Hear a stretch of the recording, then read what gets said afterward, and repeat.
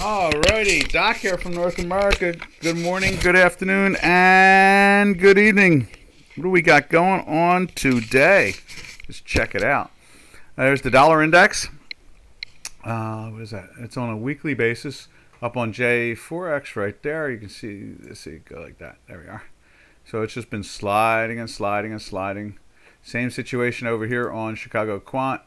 It has gone in and out a few times. Let's see if we can tighten that up a little bit. Let's see, where is it at? Right there. See that same thing for a long while, in and out. So that's what's that? I guess it's 3, 4, 5, 6, 7, 8, 9, 10. So basically 9 out of the last 10 weeks it's been in a sell. Just that pressure coming down from the top here. And the pairs trades, we talked about it yesterday and have been mentioning it. The pairs trades are pretty quiet overall. I mean, not necessarily like, say, I'm trying to think of the name of it. Oh, Turkish lira. But I mean, overall, most currencies have been relatively quiet. Let's go to the chat line. Oh, I don't even have that machine. It's in sleep mode. Let's get that out of its sleep mode and see if we have any questions this morning to start off with. There we go.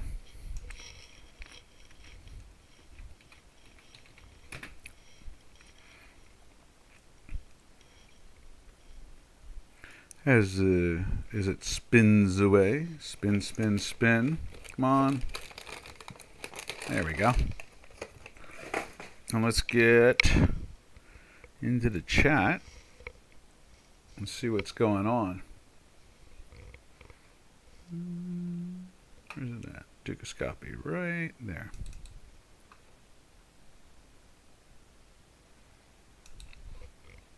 Click on Doc. Oh, a game. What is that? Become a legend. Oh, how joy. Nobody's asking any questions there this morning, so okay, we got that going on. Just shows you the holiday and the way things are really rolling along. And I do notice, I was looking at, some of the charts earlier this morning, just doing some research, and it's finally looking like a holiday. I mean, we've been very active, normally you get this type of action, a couple times as Thanksgiving comes on in late November for us in the States. We get these ins and outs of activity and dead and activity and dead, but we've been very active all the way up until the last couple days. Now the currency pairs have been the opposite. They've been dead for 6, 7 days, 10 days. I mean, let's go over and take a look at the euro. Let's see, where's it at? Right there. And you'll see what I'm talking about there. Look at that. Look how, I guess if we bring this down like that, there we are. You see, overall, last 10 days has been really tight. Goes into a sell tight, gets into a buy, it's tight. It's just tight, tight, tight, tight. And really is. And let's just put it up over here on J4X. Let's go to the daily. There's the daily. You can see even the weekly looks tight here on the dollar index itself. And then let's put the euro in there. And you can see the same thing. It's just been getting very, very tight. Like, no one needs to make a decision. No one needs to move anything.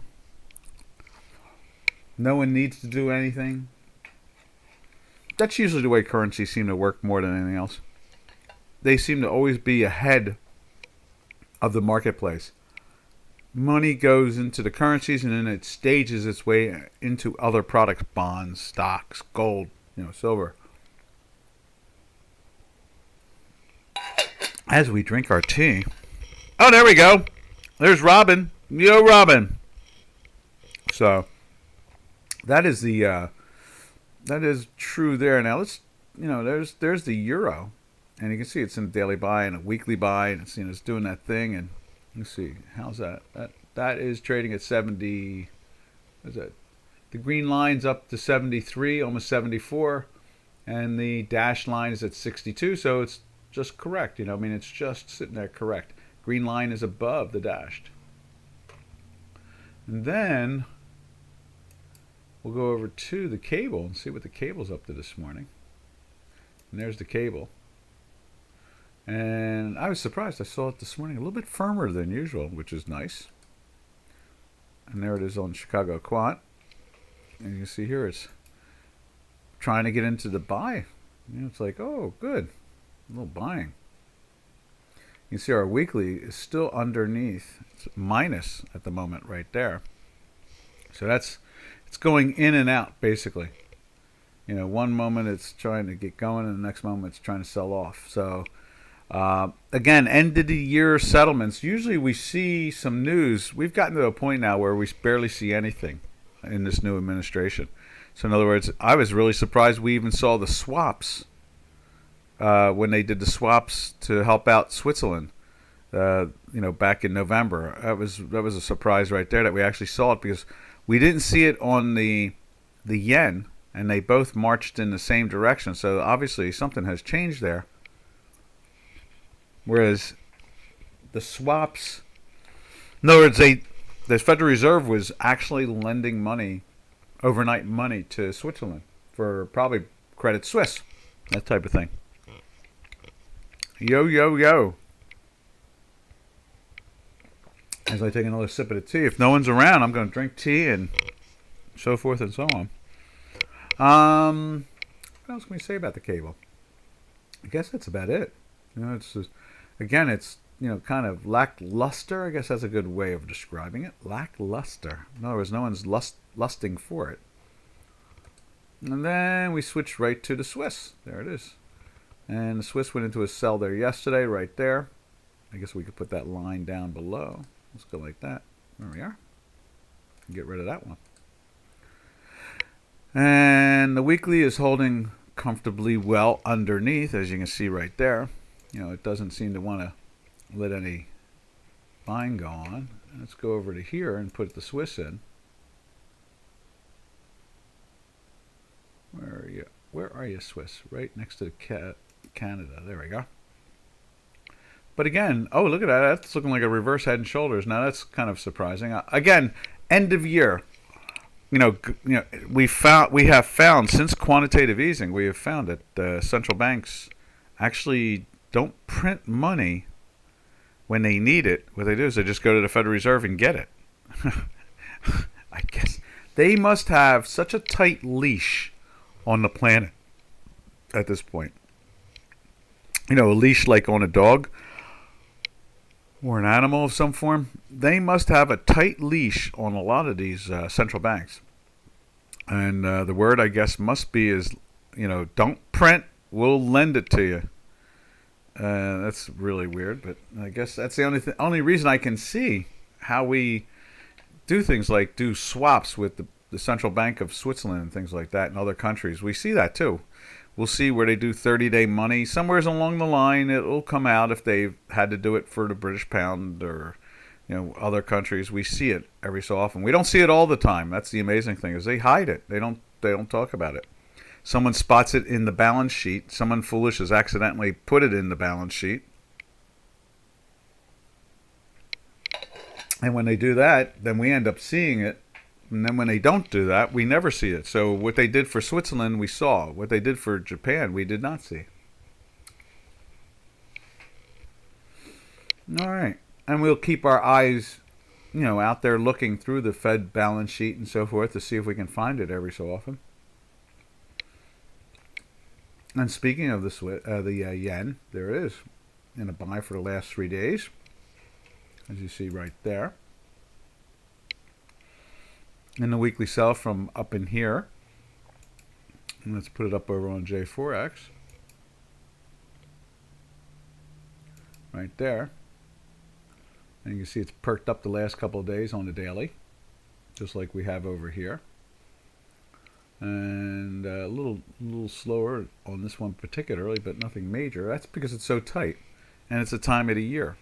So between those two things, it's not worth worrying about. And we're going to take a look at the weekly too, for just watching the action. And you can see there, weeks and weeks and weeks, just like here, weeks and weeks and weeks and weeks in a sell. See what the green's doing today. Green is at 27. and the dash line is at 24. So it's trying to turn up. Now we see here our green line is trying to turn up. Also, it's on an upwardly curve. So now the next thing over here on J4X would be to see it go green, and this green line be above the dashed line there. And the same thing here.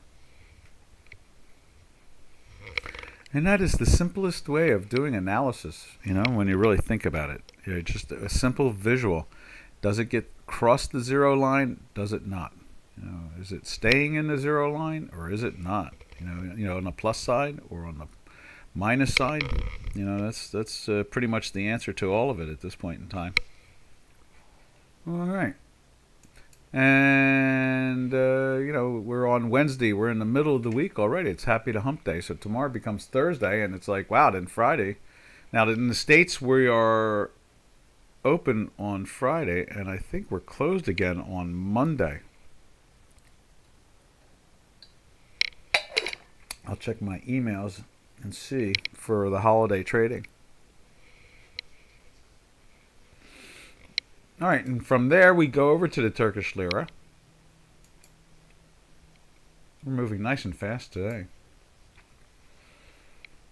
And there's Turkish lira on a weekly, just roaring out, flying to the moon.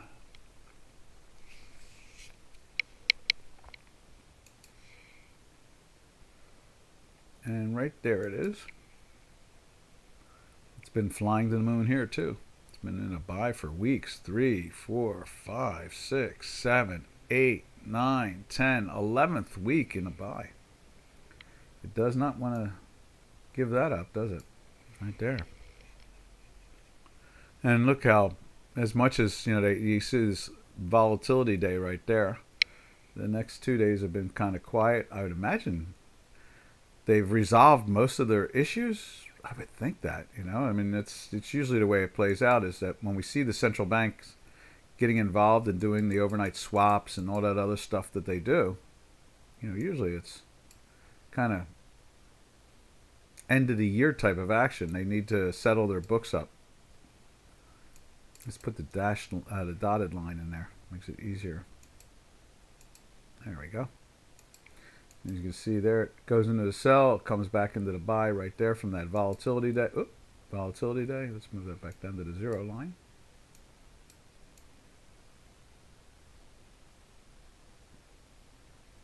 Right there.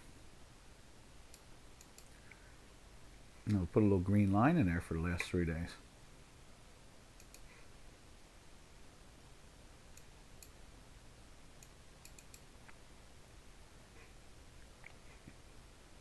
Right there. There we go.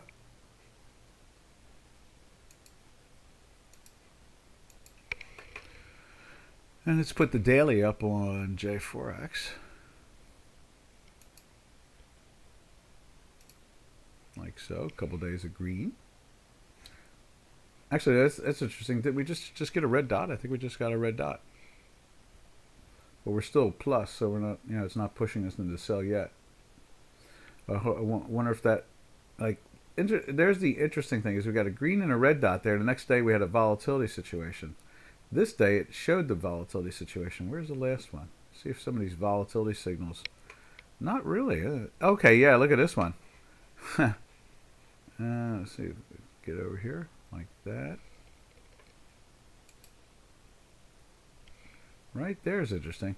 You had a green and a red, and that was pretty volatile. And then the next day was even more volatile.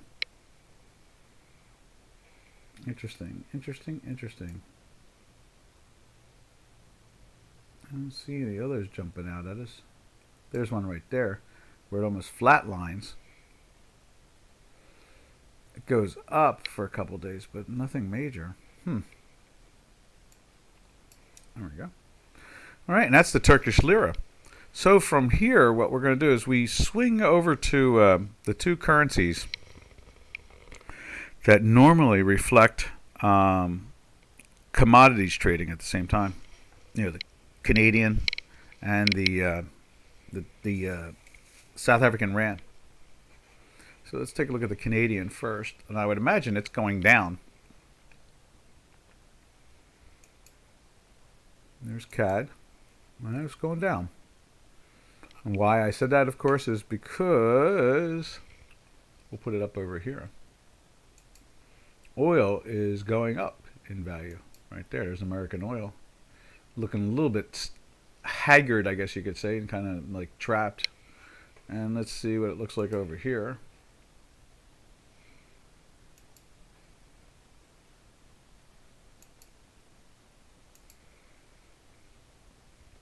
Now that's interesting. That's pressing down. And you would think it would be pressing up. Now here's the back month. There's April. And that's pressing down too, but holding up much firmer the back months. But that is curious. We're looking at it, and it's, it's down a little bit today. I would have thought it would have been up. We'll see who wins. More than likely, usually the oil wins. So the Canadian will probably press down, or start to turn and head back up a little bit over in the next couple hours. Let's look at it here on. There's the CAD right there, heading down. That's the daily.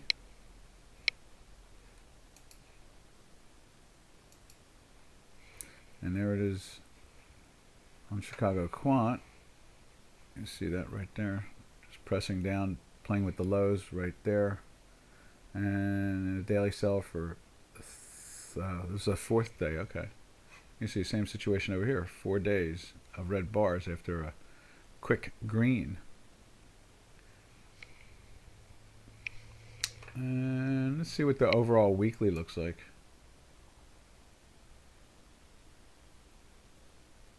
Right there. And as you can see on Chicago Quant, okay, so they're generating a red. And you can see over in Chicago Quant, 4 weeks in a buy. And this is 4 weeks in a buy, and starting this week with a sell.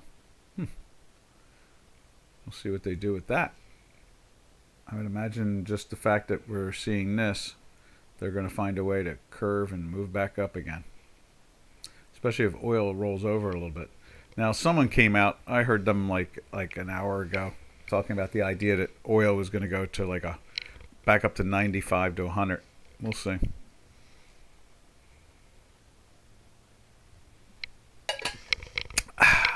Little tea again. Now, from there, with my oil in it. All right, now from there, let's see, we go to the South African Rand. So we'll put that up over here.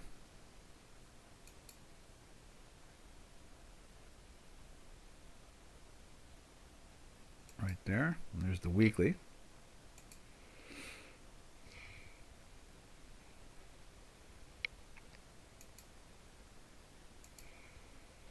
You see it's perked its head off. Look at yesterday. They played with it. When we looked at it yesterday morning, it was down trying to break the triangle. And here now they've bounced off the political triangle. And it closed in a buy yesterday. And I guess we have to assume that there's some weakness in the gold complex. So let's go over and look at it over here. And we'll go look at the gold complex. Right, there's gold. We'll take a look at it on a daily basis. It's tightening up, that's for sure. And then over in here,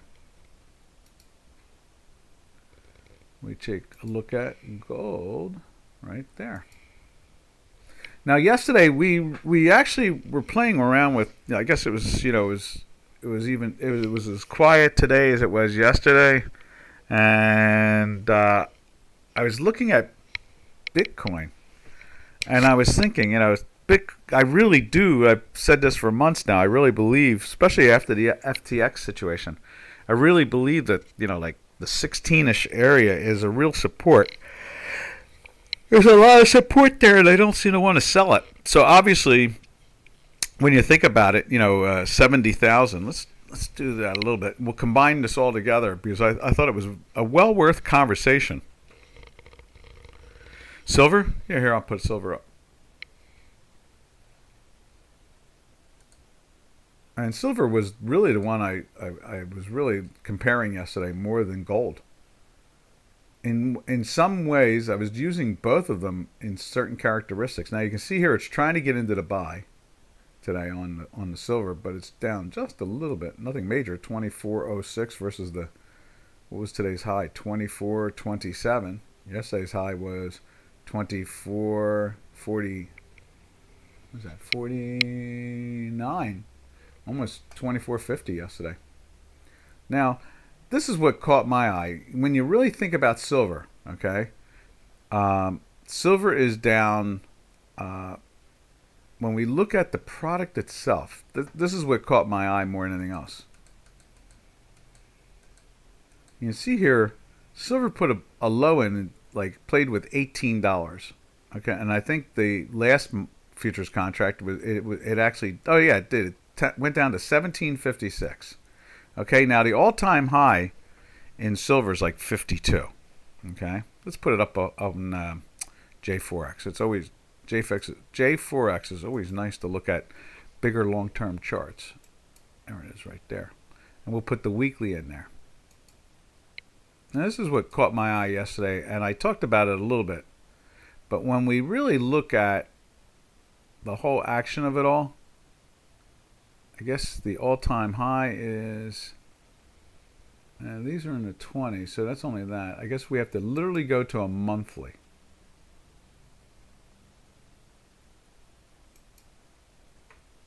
And let's see what they do with it there. There we are. And then there's 40.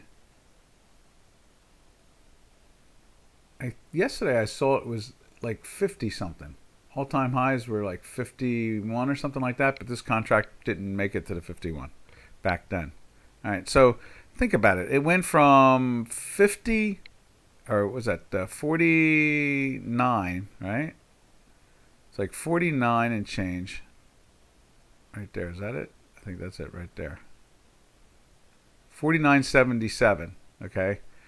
To a low of right here of basically 16 and change, 16.39. All right, and when you really think about the percentage of that, right?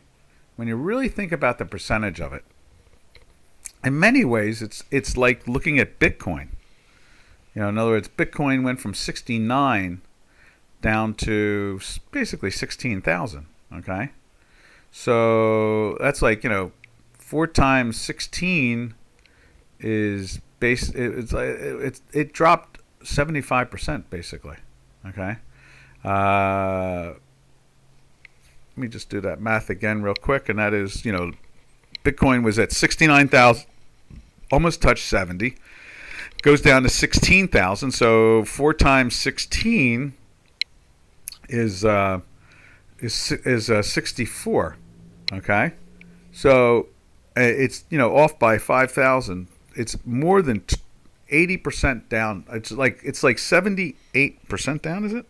I think that's what it is. Yeah, it's like 80. It's like 78% down. Okay, and then you go and look at silver, and silver, you know, $16 from $50. Okay, so 4 times that's 32. That's 64. So that's like down, like, you know, 68% from all-time highs. Okay, and I thought about that, and I thought, could there be like a formula with Bitcoin? Is there a possible natural formula with Bitcoin against gold and silver? And I was wondering about that yesterday because of the way it, you know, gold obviously is, you know, all-time high is like $2,200. It's trading, you know, down to $1,700. Okay, so that's only like 25% drop. It's nothing compared to the silver or Bitcoin from their all-time highs. And I was thinking about that, and I was thinking, you know, could we, when we go to Bitcoin, let's put Bitcoin up there. I'm going to give you, you know, for those that are going to be watching this on the video, let's see, right, where's it at? Right there it is, right there, Bitcoin. Okay, so I'm thinking to myself, is Bitcoin telling us the true value of gold and silver? You know, in other words, yesterday I saw that and I thought, you know, there's a lot of characteristics with both of them. The metals and Bitcoin, the currencies and Bitcoin. What else is there? There's something else. There's a third. Oh, the stock indices and Bitcoin. There's a lot of similarities of their actions. And so, when you look at, I think we did this like on Thursday or Friday of last week when I called it the weekly roundup. Or was it yesterday I called it? No, it was Friday I called it the weekly roundup, or the yearly roundup. That's it. The yearly roundup I called the webinar. Because I was looking at the differences between, the Tech 100 is down, I think 34% for the year. And, it's from all-time highs, no less, at the same time. And then you go and look at, like a Dow Jones Industrial Average is only down 8%.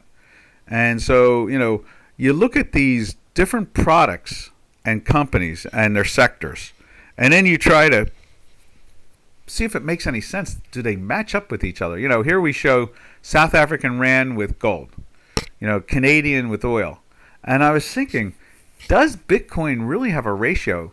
And when you look at Bitcoin and it's trading at, and it's probably like the best of the cryptos, really. And so, that's trading at 16,000.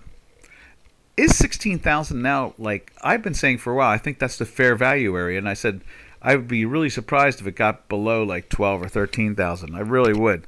I kind of think it's the true, it's becoming at its true value. I think, there's always that philosophy.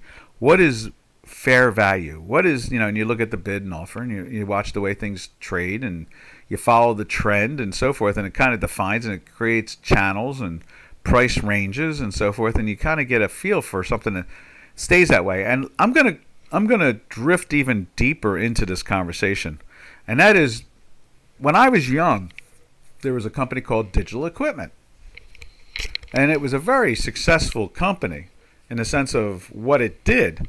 Problem is, it didn't make any money whatsoever. I mean, it made no money, and the stock would trade on average between like $200. Like it would drift down into the 190s and go right back up again with no earnings. And everybody was like, makes no sense. What's this Digital Equipment doing? Why is it doing that?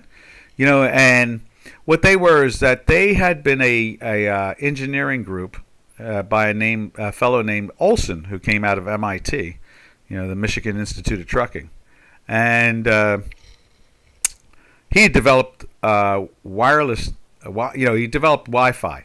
That's what he did. He had Wi-Fi developed. So in other words, major corporations were using it ahead of the public being able to afford to use it.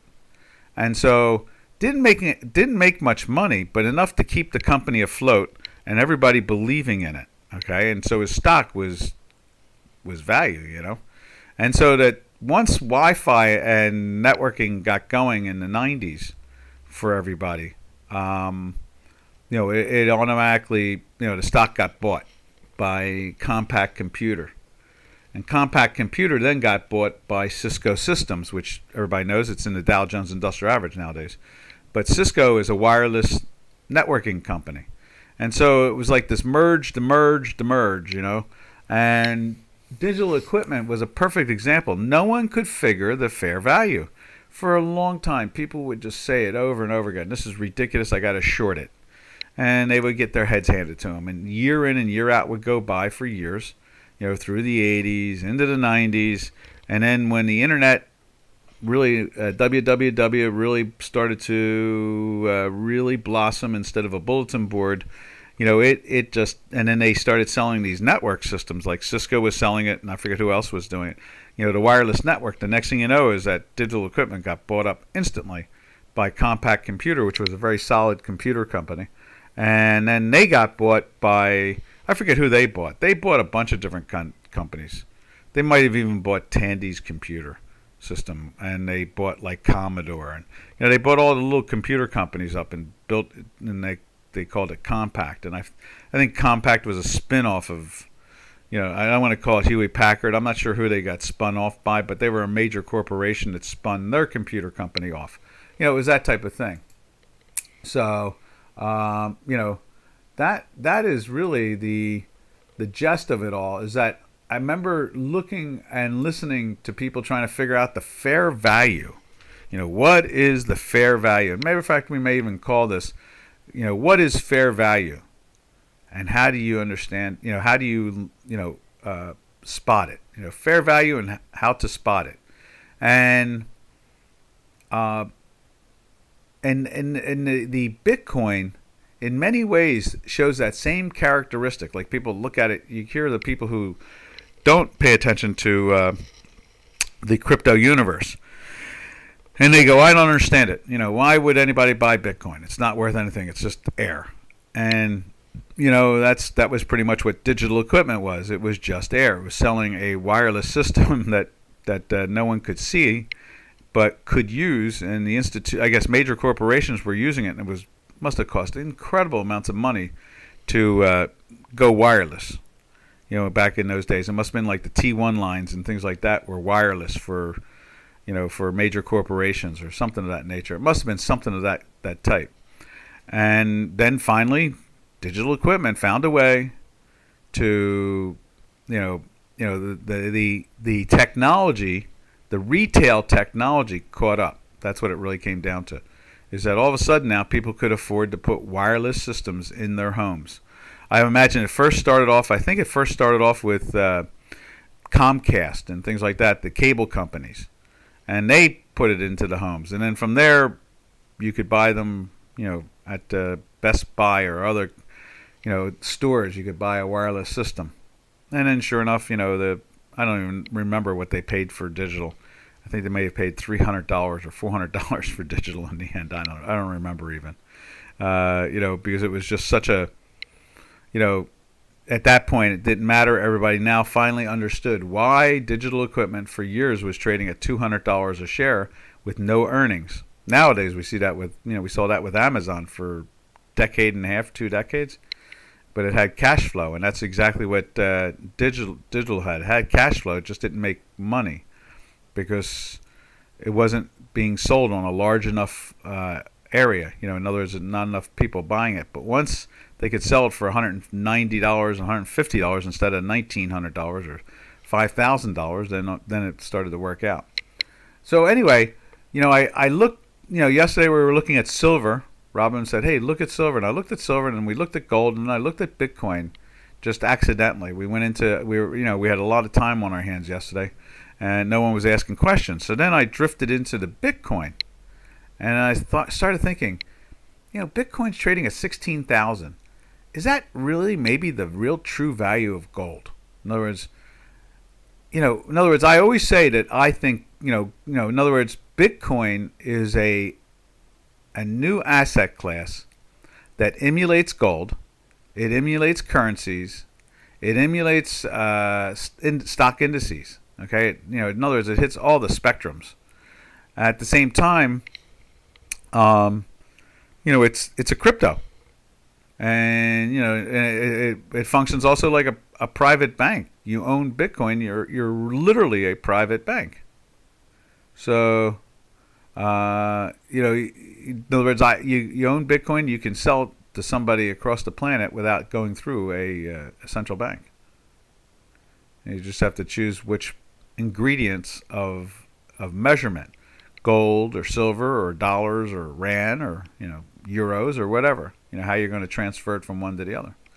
So, I think my conclusion out of all this is that gold probably should be around at least 8,000 because Bitcoin is trading at 16,000. So you got to figure that it should be half of that.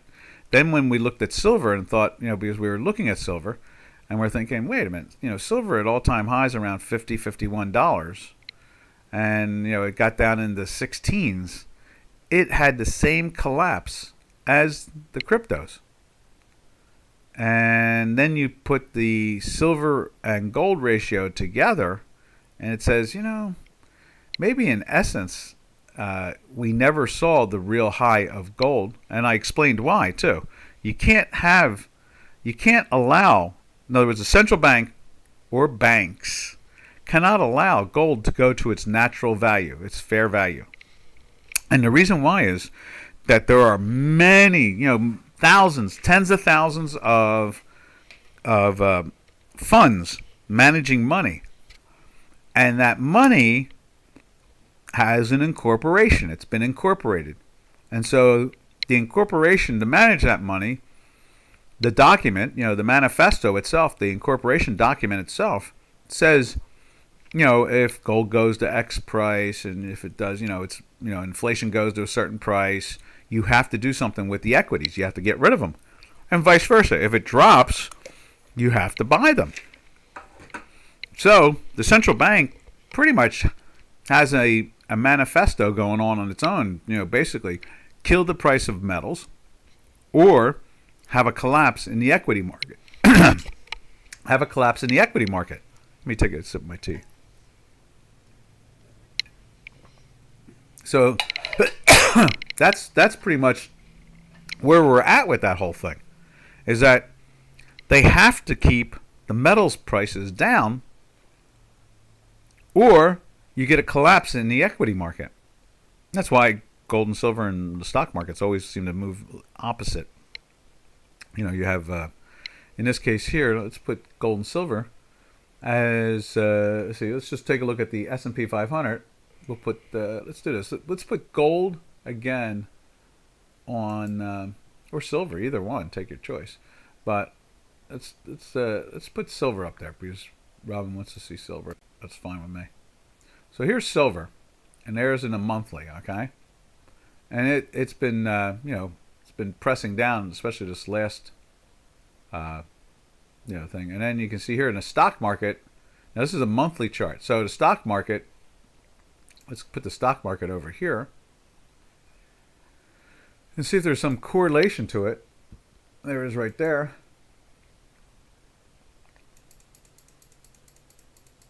So you can see there, the stock market basically has been coming down. And same thing with, and let's put this in a weekly. Make it a little bit easier to read. Right there.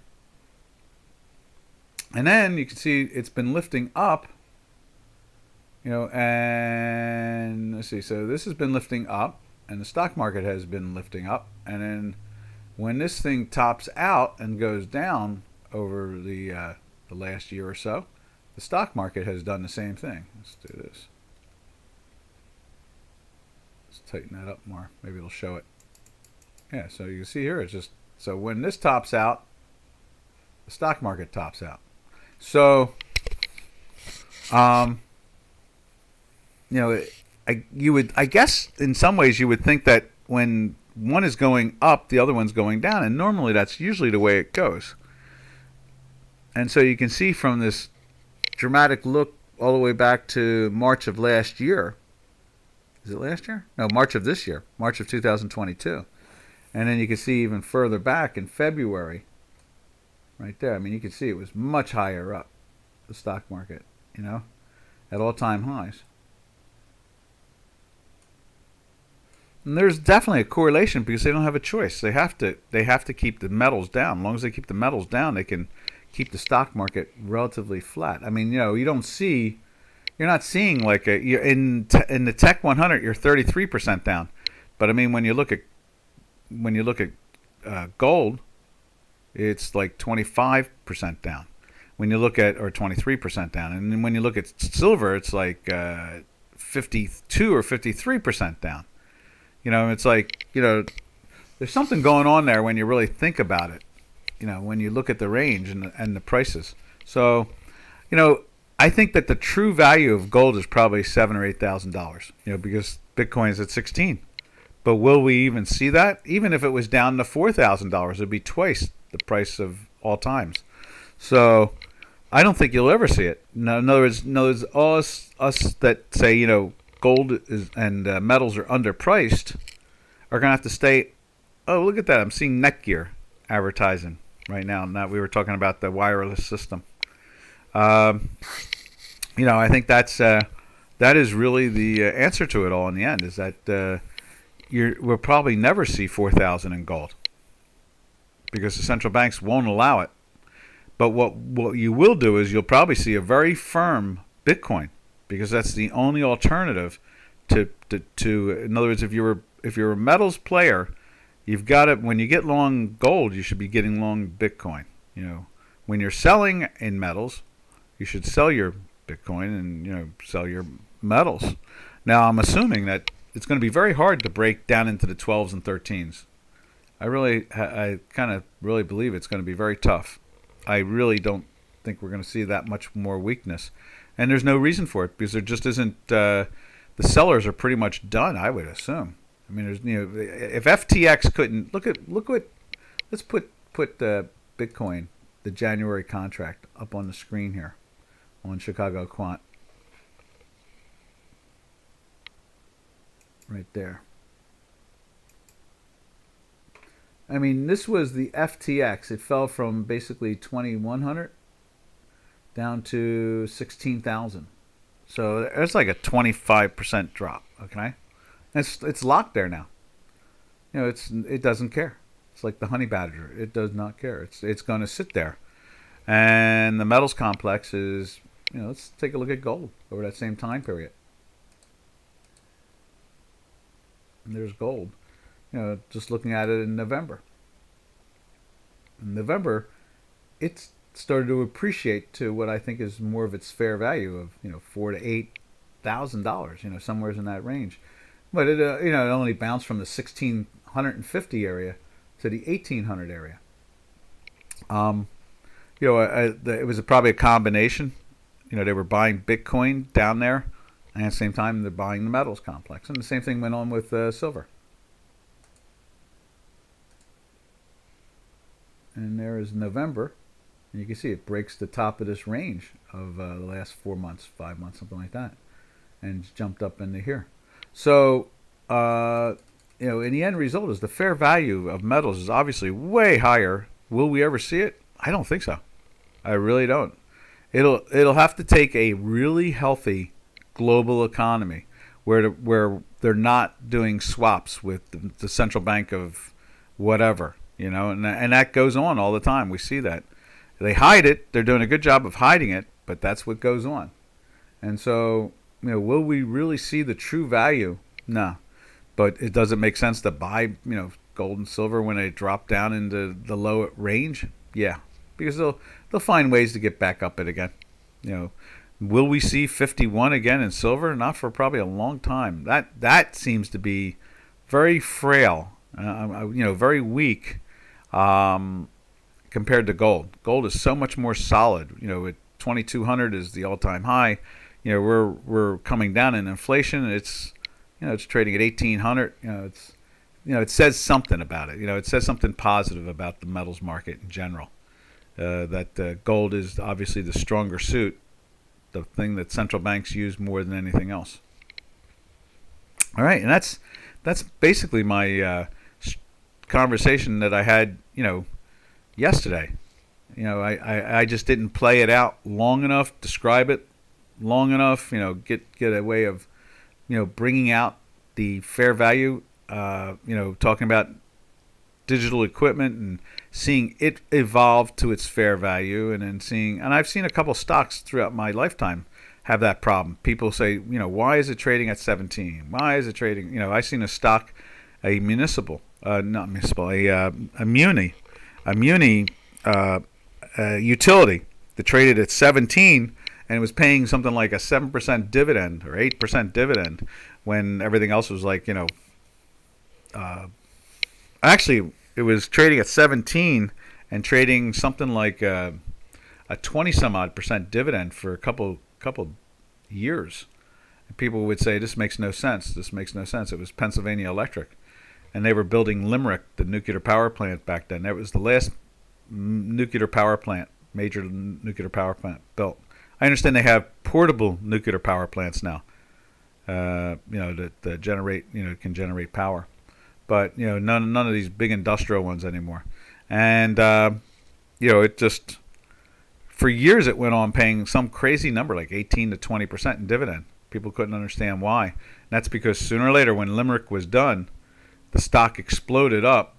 And when it exploded up, then the dividend went right back into its natural value. So they knew to hold the stock there was risk in the stock, but they refused to cut the dividend because the income was still there for the electric company itself.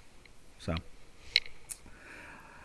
all right, fair value. That's the train of thought. If anybody has a question about fair value, I think I've laid it out, but it is a very nebulous thing. It's very challenging to try to understand what fair value is, but I think we have something here. Some essence of this conversation today is clearly part of it. All right, let's finish off the metals. We'll take a look at copper. And there is copper right there. And you see yesterday they put a nice little spike into it. The news came out that China is now not going to do quarantine for foreigners coming into the country. I think that's what it is. And you can see here this morning, the thing is trying to get back into the daily buy. We'll put that right there like that.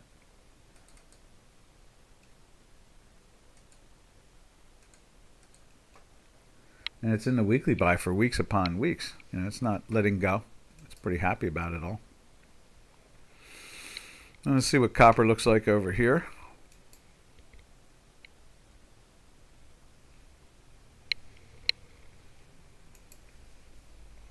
There we go. You see the same thing. It's been banging up here. There's a lot of anxiety, I guess you could say, or a lot of hope, a lot of concern that they need China to open up their doors, they say. Well, the thing is that I can't tell exactly about the fair value of China because they don't have a currency that floats. But I can say this, and that is I don't believe China is going to take off on the upside financially. I don't see that. Because I think money is starting to realize that it's a one-way street there.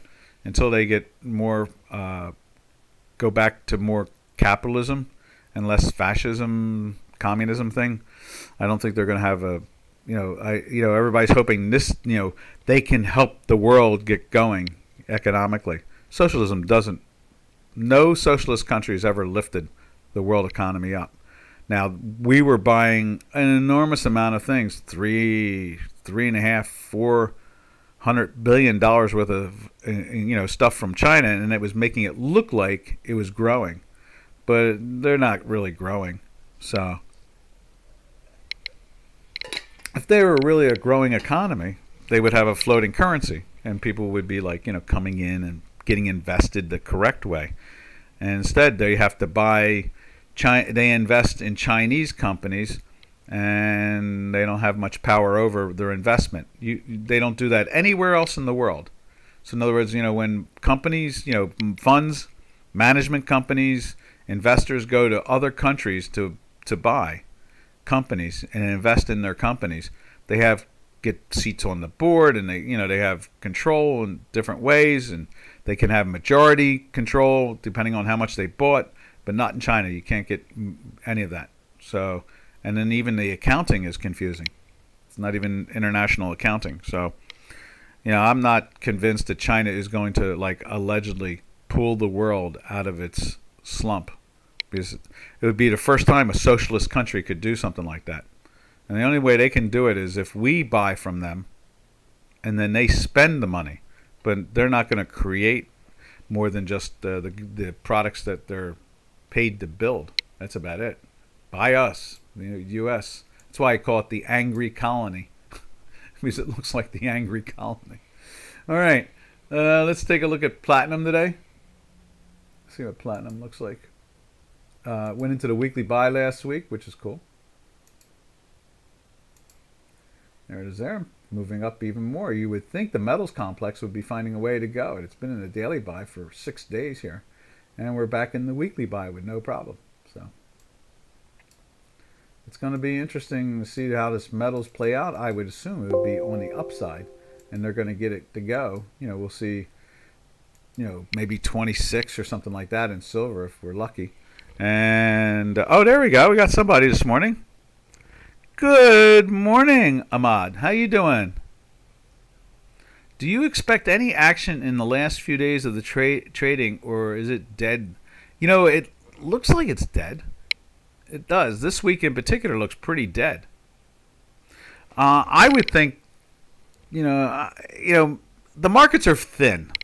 I have to say this about that. The markets have been very thin for years now. Okay, for years. Since quantitative easing, it's becoming enormously thin. We've lost 50, 60, 70% of our volume. And the only thing that makes the volume look like it hasn't been lost is they do high-speed trading now. They're allowed to get away with that more than ever before. It was fast boys and all like that. They were like 2010, 2009, 2008, that type of thing, the high-speed trading. So now they're paid. Matter of fact, high-speed trading is not really profitable, but if you're able to buy and sell volume, in other words, if you can get brokers to give you their volume, then they can break even. And the Securities Exchange Commission really likes the idea that it looks like we have some activity. So I would say because of a thin market, anything is possible. And that's a cop-out, It is a cop-out.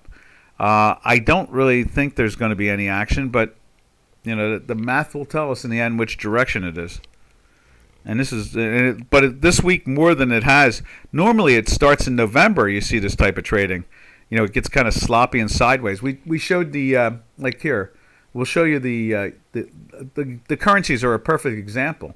They've been kind of docile for like 10 days now, minus of course like the Turkish lira or something. But like look at the euro. Let's see, where's it at? Right here. Look at the way the euro chart is. There's the South African rand. Even that is trapped in its political triangle. But look at that. Look how dead it is compared to this action here, right? So all this action here, now it seems like it's flatlined almost on that line there. Where are the big boys of volume is declined, I wonder. They went out of business. They went out of business. So in other words, they were back. I guess I want to say this. Back in not one. I'll tell you this. There was. I guess it's about 6-7 years ago. They were showing the pictures of like all the big funds up in Greenwich, Connecticut, where they were based out of, and they were showing like these giant buildings with these big giant trading floors, and they were only using like a quarter of it now. The banks have closed down their proprietary. Almost all the banks. Matter of fact, all the banks, all the brokerage houses, have closed down their proprietary. Enormous amounts of their proprietary trading. And so, in other words, when you look at the earnings of like J.P. Morgan or Goldman Sachs, or how many more independent brokers are there really? I guess like Charles Schwab was never had a proprietary operation. Probably Raymond James. Raymond James really didn't have much of a proprietary trading. It was more of like Bear Stearns, which is gone. It's part of JPM now. It's Smith Barney, that's part of Citi. Let me think. Was it A.G. Edwards was bought up by Wachovia, which is now owned by Wells Fargo. So in other words, there's not many independent operations anymore. Hedge funds have been losing money now for years. Very few hedge funds make money anymore. They break even. They stay, in other words, right now, probably the hedge funds this year, the average hedge fund is probably down 15-20% for the year, something like that. When you look at the Tech 100, the NQs, the NASDAQ, and that's down like 30-some odd percent, and then you look at the Dow Jones Industrial Average, which is down 8%, you have to assume that most of these funds are using the S&P 500 as their benchmark, and that's down like around 16-17%. So most of these hedge funds are up or down to the stock indices, so they're all losing money. And so the big boys, as you say, are pretty much out of the game, and the proprietary desks are dead. They don't have was it Goldman Sachs does like a third of what they used to do on a proprietary desk. JPM, same thing. I guess Merrill Lynch may have a proprietary desk, but they're owned by Bank of America now. So I don't know how much room they have to be proprietary anymore. Does that make any sense to you? A few days back, I listened to you telling you live in South. You were telling, I say, live in South America. Where in South America, I was recently in Sao Paulo. Okay. And what was going on there? Oh no, wait a minute. Maybe you were talking about not me. It was what's his name? Education. Education does a webinar, and he's in Brazil, and he usually takes off this time of the year more, because it's summertime down there. But the money and the proprietary trading is pretty much gone. I mean, you have some hedge funds now. They're the proprietary traders, and the thing is that the central bank, the Federal Reserve, gives them free money overnight to keep them active. So in other words, they lend them free money. So in other words, they don't charge them anything. So in other words, like Citadel. Citadel has over is it $1 billion? I think it's like $2 or $3 billion a night they have from the Federal Reserve, and they're allowed to have it overnight for free. So in other words, they don't even pay interest on it. I'm in North America. Yeah, but I think you education. That's his name. I forget. We communicate once in a while. He does a webinar here, but he doesn't. He goes in and out this time of the year because it's summertime. He has children, so forth.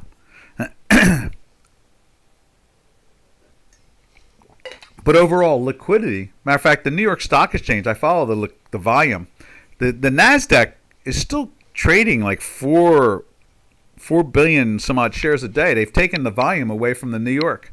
The New York trades 800 million shares a day. There was a time where it traded 2-3 billion shares a day. Now it trades about 800 million. Surprising, the big boys are losing money and yet markets are going up. That's because the Federal Reserve is feeding them with free money overnight. Let's see, I was in Sao Paulo for a while, but I live in Dubai. Okay. Yeah, now Dubai, I understand there's a very strong foundation for hedge funds are starting to evolve over there. There was a lot of a lot of hedge funds are moving into that area, because the laws are a lot easier, and you can. It's a good time zone too. You're in the middle on the Asian universe, and at the same time the European and American universe in Dubai, right? So right now it's what is it? It's like is it 6 o'clock at night in Dubai right now or something like that? Yeah, it's a good time zone. It is. So, yeah, the hedge funds are not really making any money.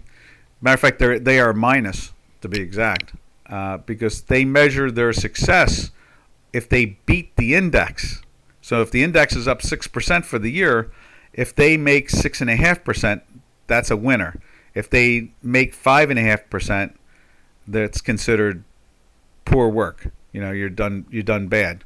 It's a plus still, but how hard really is it in a world where there's 4.5% interest rates? How hard is it to generate a plus? Obviously, a lot of these funds don't have the ability to do so, and they really don't. They're not really long short funds as much as they say they are. It's 5:30. Is that what it is? Okay, yeah, that's what I thought. I thought it might be 6 o'clock or something like that, or 8 o'clock. Yeah, 6 o'clock. I thought. It's that and this conversation today is basically I've been talking about what is fair value in a world where you have 9% inflation at one point. Now it's only like 6.5-7% inflation, something like that. But why isn't gold trading at 2,500 or 3,000? I don't think we'll ever see that. I mean, maybe 10 years from now we might see it, but not now. But I don't think there's a panic that could. It would take an incredible panic to push gold up into the $2,500 area. The central banks have no interest whatsoever to justify leaving equities and going to commodities. And that's really what it comes down to. And they will lend money to the brokerage houses overnight for not they will they do. I've even published the list here. I forget where it's at this point, but we've published lists here how much the different hedge funds get from the central bank. I mean, Goldman Sachs gets like $1 billion overnight for free. Citadel does it, and name a bunch of big hedge funds, and the Federal Reserve gives them anywhere from $500 million to $1 billion a night for free. And then what happens is that it's not theirs to keep. What it is it's theirs to trade. And so they know that if they buy, then the Federal Reserve is happy and they won't punish them. The description of this live video says Doc did his first purchase of oil stocks in '77 and started trading on the trading floors in 1980. Yeah, that's about it. Namely, he has been in the markets for 45 years. Yep, all true. Let's see. That's a lot of experience and wisdom, and I really love listening to you. Well, I appreciate that. Thank you very much. I like the compliment. You are so articulate and make things easier to understanding markets. Markets are not really complicated when you look at the mechanics of it. It's like a machine. When a machine breaks apart, a specific part or some section of the machine breaks, you can repair it. You can identify volatility. You can identify earnings. You can identify fundamental news that influences or doesn't influence. But more than that, you can identify, the old saying, follow the money. Well, when the Federal Reserve is handing Citadel and other major funds free money overnight, night after night after night, it tells you that the central bank is doing all the heavy lifting, really.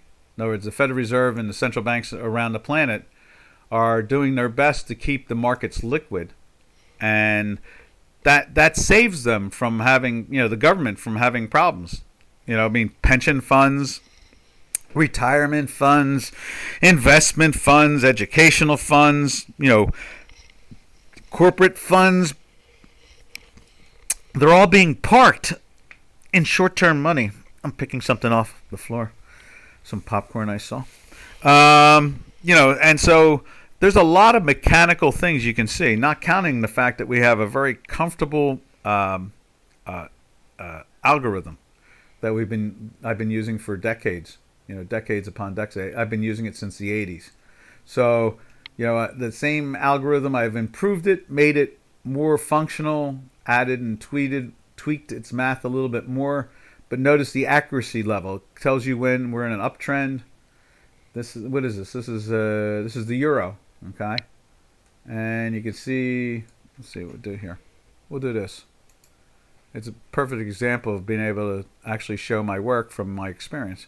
Goes into a weekly sell up in here this week. From here to there, it gets into a weekly sell. We put the line in at the end of each week of this weekly signal. Let's move that up. There we are, like that. There's the zero line right there. There's the zero. And it tells you that we're in a downtrend. Now, it doesn't go perfect. The daily will go into buys like right here, and you get them upwardly move. But the weekly tells us overall that it's short-lived or a dead cat bounce type of thing. And sure enough, when it goes into a sell again, you start to see the pressure fails there. I mean, it makes a little money, but then the next sell is a big winner. And that's what we try to do, is try to get you, all the traders to be on the right side of the marketplace. So in other words, it goes into a weekly buy here. Every time it goes into a daily buy with the weekly buy, it's usually you can get some good wins out of it, And that's what the math does really in the end. So do you know programming power language of multi-charts or you hire someone? No, I do. I do it. I do it all. Yeah, I've been programming since the 70s.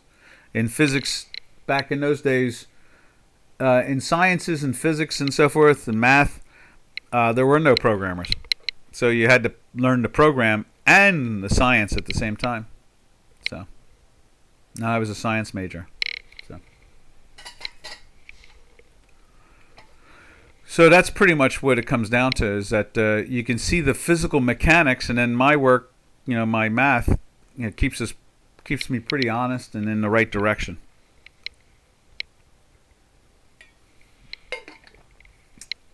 And I've been associated with some major hedge funds too at the same time, where I kind of worked for them, but I didn't, because I was kind of like an associate, so I was just paid very nicely. That's all. All right. What else can we say about all that? But Ahmad, thank you very much for your compliment and seeing what we see. I guess we're going to get out of here. It's 8:36 at this point. So this is Doc from North America. We'll see you all again tomorrow. Tomorrow's heading for Thursday, which will be Friday, which will be next year soon. So happy trails to you until we meet again. Happy trails to you, to all our trading friends. Later, traders. Oh, what's this? Ahmad says, so you created your algo for rule-based trading, I guess. Yeah, basically. Yeah, that's pretty much what it came down to. Combination. Also, I started off, remember in the 70s, they started trading options, listed options. And that opened the doorway for a lot of us math-orientated people, science-orientated people, to remove the zero-sum math factor and do some... Oh, Metho! Yo, Metho! See you all tomorrow. So it's been fun. Let's put it that way. All right, we're out of here. Ta-ta for now, traders.